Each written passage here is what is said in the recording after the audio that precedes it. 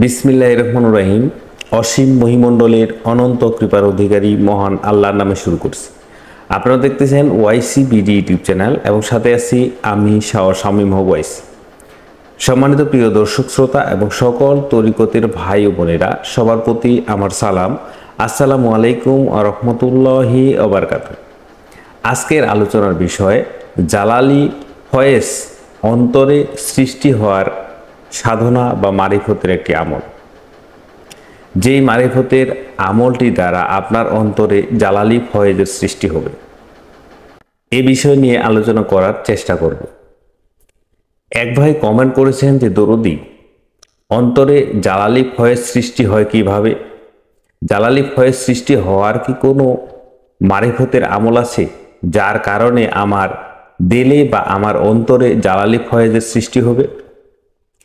হ্যাঁ, মারিফতের একটি ছোট্ট আমল দিয়ে আপনার অন্তরে জালালি ফয়েজের সৃষ্টি হতে পারে, যদি আপনি সেটি নিয়মিত করতে পারেন। আপনি তরিকা রাস্তায় দীর্ঘদিন থেকে আসেন, আপনি তরিকা দীর্ঘদিন থেকে করেন, আপনি তরিকতি কাজকর্মের মধ্যে আসেন, কিন্তু দেখা যাচ্ছে আপনার কোনো জালালি ফয়েজ সৃষ্টি হচ্ছে না। তো আসুন, জালালি ফয়েজ সৃষ্টি হওয়ার ছোট্ট একটি মারিফতের আমল। এই মারিফতের আমলটি করতে গেলে আপনার প্রথমে কি করতে হবে? একটি জায়নামাজ বিছিয়ে জায়নামাজে চারজানু অবস্থায় বসতে হবে। অবশ্যই জায়গাটি নিরিবিলি এবং শব্দবিহীন জায়গা লাগবে, এবং আপনি আপনার কাপড়ের মধ্যে অবশ্যই সেন্ট বা সুগন্ধিযুক্ত কোনো কিছু ব্যবহার করবেন। চারজানু অবস্থায় বসে আপনাকে একটি তসবিহ হাতে নিয়ে 100 বার পাঠ করবেন, ইয়া রহমানু ইয়া রহমানু ইয়া রহমানু। শুধু এই কথাটা, ইয়া রহমানু ইয়া রহমানু ইয়া রহমানু 100 বার। 100 বারের বেশিও নয়, 100 বারের কমও নয়। তবে জায়নামাজে বসার আগে, এই জপনাটি শুরু করার আগে আপনাকে নিয়তটি করতে হবে। নিয়তটি কিভাবে আমরা হয়তোবা অনেকেই জানি এবং অনেক সাধনার ভিডিওতে আমি দিয়েছি।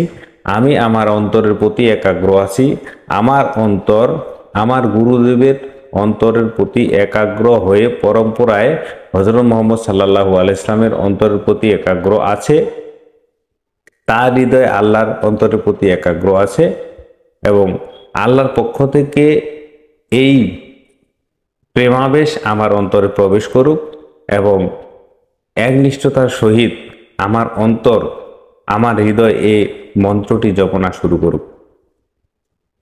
এইভাবে নিয়ত নিয়ে আপনি করবেন।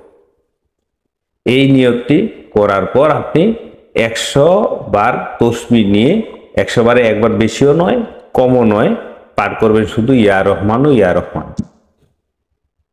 এই কথাটা আপনি 100 বার করে পাঠ করবেন সকাল ও সন্ধ্যা। আল্লাহ বলছে তোমরা আমার জিকির করো সকাল ও সন্ধ্যায়। তাহলে সকাল ও সন্ধ্যায় এটি পাঠ করবেন, এবং পাঠ করার সময় খুব নিচু স্বরে, জোরে নয়। আপনি মনে মনে বলবেন, ঠোঁট নড়িয়ে মনে মনে বলবেন ইয়া রহমানু ইয়া রহমানু ইয়া রহমানু।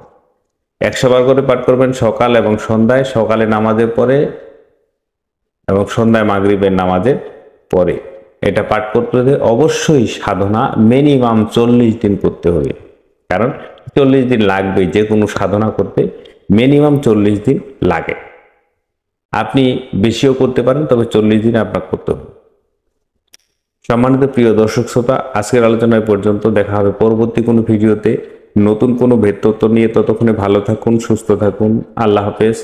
আসসালামু আলাইকুম ওয়া রাহমাতুল্লাহি ওয়া বারাকাতুহু।